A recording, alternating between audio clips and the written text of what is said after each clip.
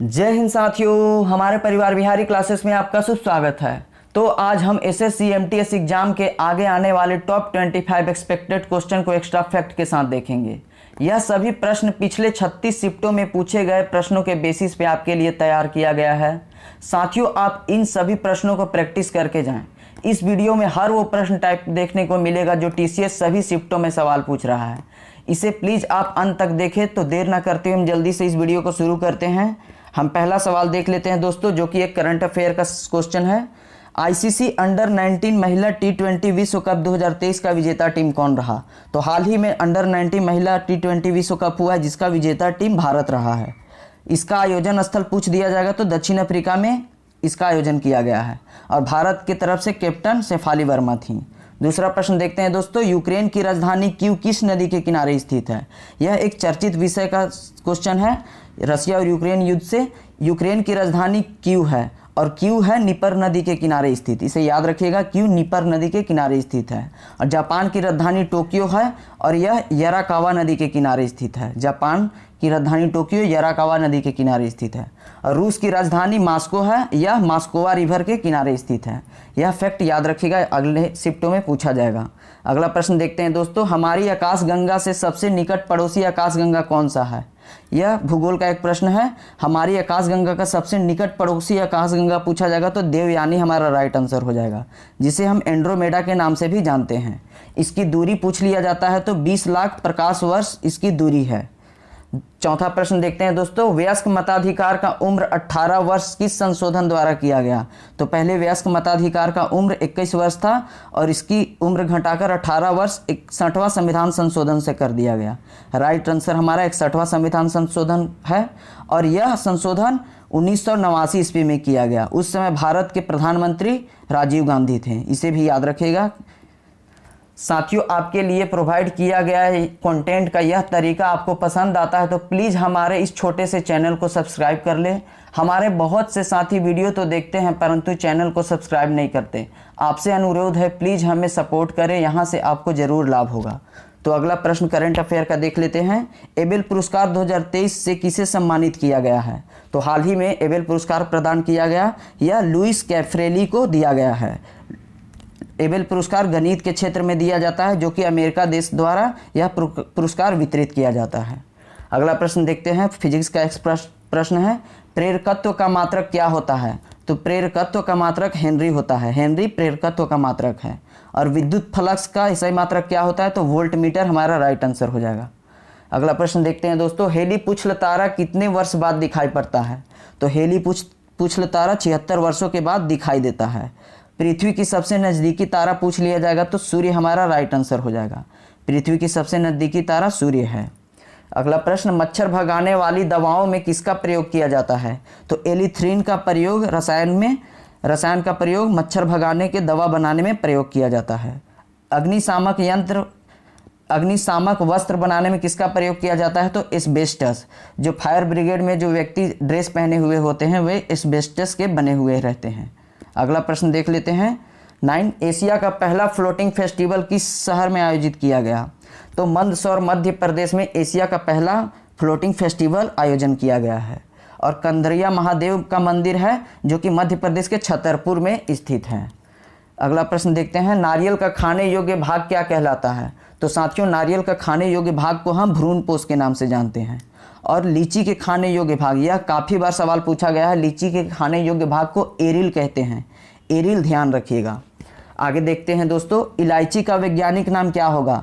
तो वैज्ञानिक नामों से भी बहुत सारा सवाल पूछा जाता है। इलायची का वैज्ञानिक नाम एलिटेरिया होता है। एलिटेरिया हमारा राइट आंसर हो जाएगा। अगर केसर का वैज्ञानिक नाम पूछ दिया जाएगा तो क्रोकस सेटाइवस केसर का वैज्ञानिक नाम हो जाएगा। अगला प्रश्न देखते हैं 12, केंद्रीय पक्षी शोध संस्थान कहाँ स्थित है? तो इज्जत नगर बरेली, जो कि यूपी राज्य में स्थित है। केंद्रीय पक्षी शोध संस्थान इज्जत नगर में स्थित है। सलीम अली पक्षी विज्ञान केंद्र, यह कोयम्बटूर तमिलनाडु में स्थित है। सलीम अली पक्षी विज्ञान केंद्र कोयम्बटूर में स्थित है। अगला प्रश्न देख लेते हैं 13, भारतीय राष्ट्रीय कांग्रेस के सबसे कम उम्र के अध्यक्ष कौन बने थे? तो सबसे कम उम्र के अध्यक्ष बनने वाले भारतीय राष्ट्रीय कांग्रेस के मौलाना अबुल कलाम आज़ाद हो जाएंगे।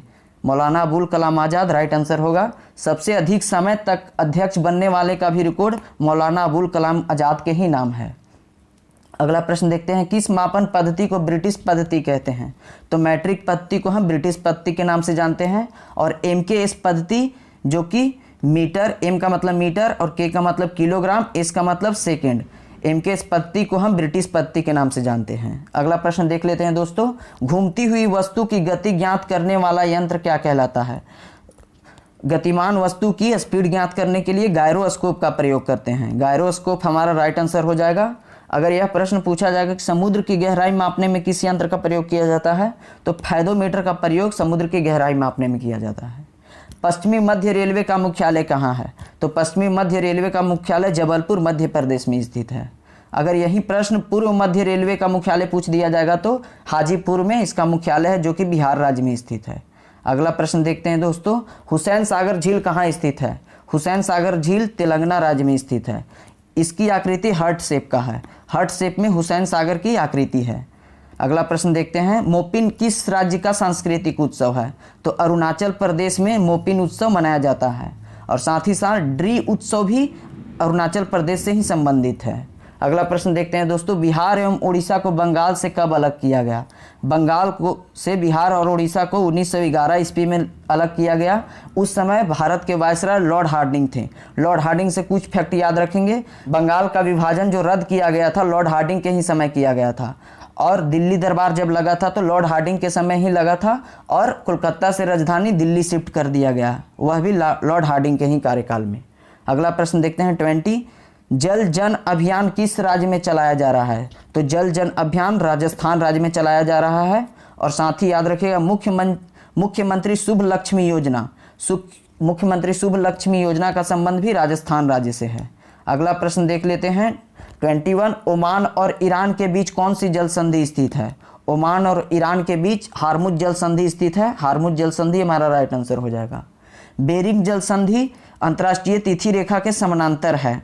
याद रखिएगा, अंतर्राष्ट्रीय तिथि रेखा के समानांतर कौन सी जल संधि है? तो बेरिंग जल संधि है।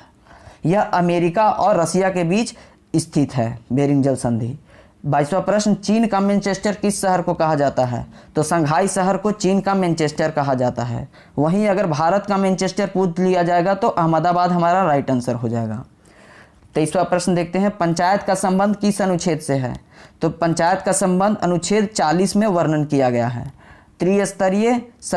त्रिस्तरीय पंचायती राज व्यवस्था का संबंध बलवंत राय मेहता समिति से है। अगर द्विस्तरीय पूछा जाएगा तो अशोक मेहता हमारा राइट आंसर हो जाएगा। अगला प्रश्न देखते हैं दोस्तों, अल अक्सा मस्जिद कहाँ स्थित है? तो जेरूसलम में अल अक्सा मस्जिद स्थित है। कुछ दिन पहले अल अक्सा मस्जिद विवादित था, यह जेरूसलम में स्थित है। यह प्रश्न पूछा जाएगा। मर्डेका पैलेस अगर पूछ लिया जाएगा तो यह जकार्ता के इंडोनेशिया में स्थित है।